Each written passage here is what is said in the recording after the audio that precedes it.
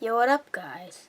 And welcome to Buried, an interactive story. Now, this game is a text-based game, so there's no actual live action going on. It is an interactive story, and the plot will change based on your choices.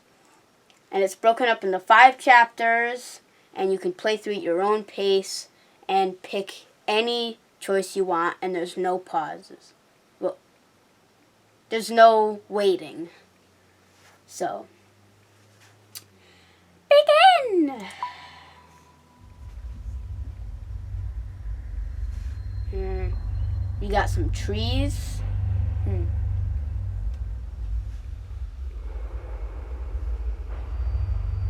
I open my eyes and the first thing I want to do is scream. I'm flat on my back and everything seems to hurt. The trees overhead look familiar. It is a clear night sky, almost beautiful. Except for the fact that this means I've been out cold for at least 6 hours. But there's nothing wrong.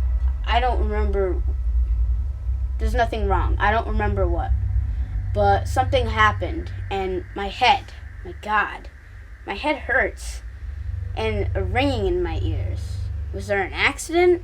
An explosion? I think I remember Dennis screaming, but after that, I can't remember. As I sit up, I notice that my hard hat has been thrown off. I look around the area, but it's not here. It feels strange to go anywhere without my hard hat, but I've got to find the other members of the crew. They could be in danger. Alright, so here are my 2 choices here. So search for hard hat, or forget the hat, search for the crew. And I think searching for other people is a better option than searching for the hard hat. So if anyone knows, if you've ever played a game like this is kind of like a Dungeons and Dragons style game, like text-based, and it's a story and you just pick your choice. So I'm going to forget the hat and search for the crew.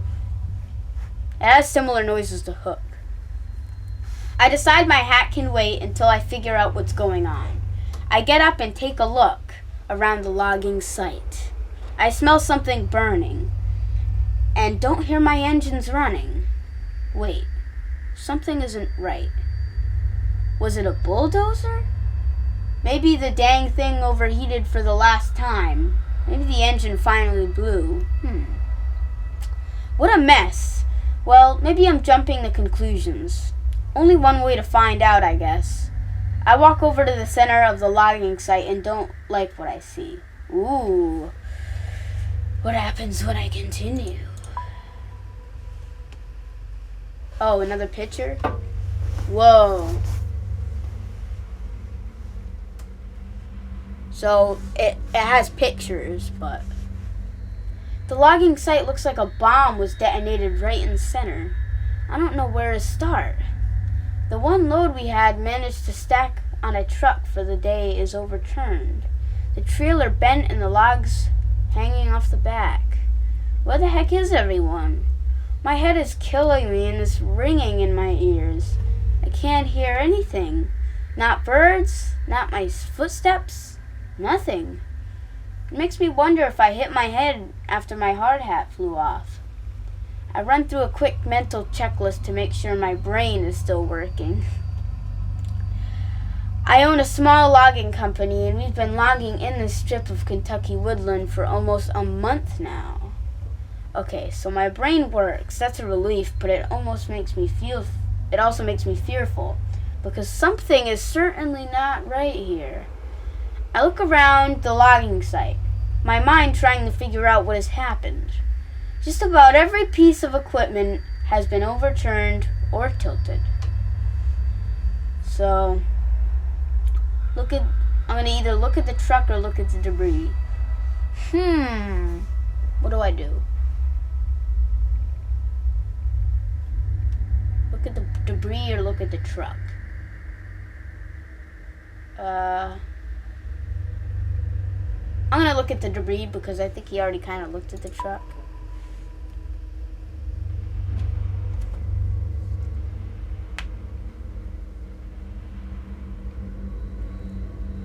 There There are bits of debris everywhere.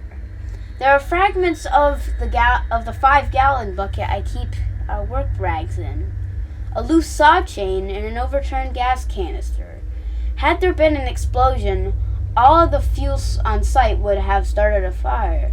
But there's no charring, no burning, nothing. I walked through the area where Dennis had been working. From the looks of it, he'd been moving slowly. He'd only taken down 4 trees today. His metal lunchbox is open, and indicated that he'd been taking an early break. But he's not here. No one is here. Where the heck is everyone? I could try to make a call on my cell phone, but its battery's already running really low. Not that it matters. The reception is crap out here. Yell out. I might just yell out. I don't know if it's a bad idea or not. Yeah, I'm gonna yell out. Hey guys, where is everyone? Tony, Dennis, Frank, Joe? But their names fall flat among the wreckage. I get nothing back other than scaring away a few birds overhead. Might as well start walking and trying to find some answers. The highway is almost a mile back through the woods, down the gravel road we used to reach the site. Maybe the crew ran that way for help. But why would they have left me? Were they scared? Out of sorts? Maybe I can catch up to them. But with my truck turned over on its side, it looks like I'll be walking. My God, I can't even remember what I was doing before waking up on my back. Wait, what's that? Underneath the bulldozer. Oh my God, it's a leg. Has to be either Tony or Dennis. The dozer looks unstable, like it might roll some more. Might not be safe to get close, but at the same time, I can't just leave him there. Ooh.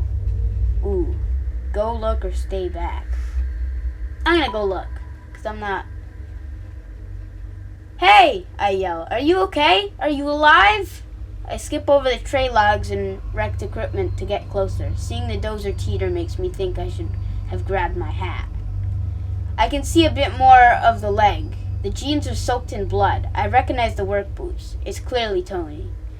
His leg is bent in an impossible angle, nearly crushed flat. The closer I get, the more apparent it becomes that Tony didn't survive. Leave the body alone or pull the body out? I'm gonna leave it alone, because, what's the use of that? There's nothing I can do for him now. I start to back away slowly. In my stock, I stumble back, suddenly tripping over one of the stray logs. I bang my head hard on one of those logs as I fall. Instantly, I can feel a massive lump forming on the back of my head. Dang, why didn't I grab my hard hat? Well, you can't shame me. I picked the choice I thought was right. But what hurts more is the realization that Tony is dead. Looking at him, I feel something rising up in the throat, and I don't know if it's scream or a vomit, but I have to push it away. If I lose my cool right now, there are too many questions that will go unanswered. Crap, I can't believe this. Tony, he had 2 boys. He coached his oldest son's baseball team. He was the hardest worker I had and was one of the most honest and reliable men I knew. This wasn't right. I can't stay here. I have to find Dennis, Frank, and Joe. I gotta find out what happened here. Alright, continue.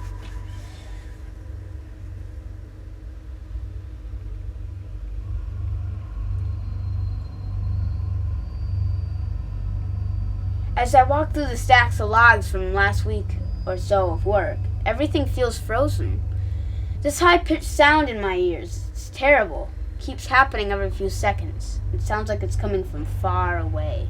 I can't help but wonder, is it my ears or is it something else? The silence out here is creepy, and there's a smell like the atmosphere after a bad summer storm.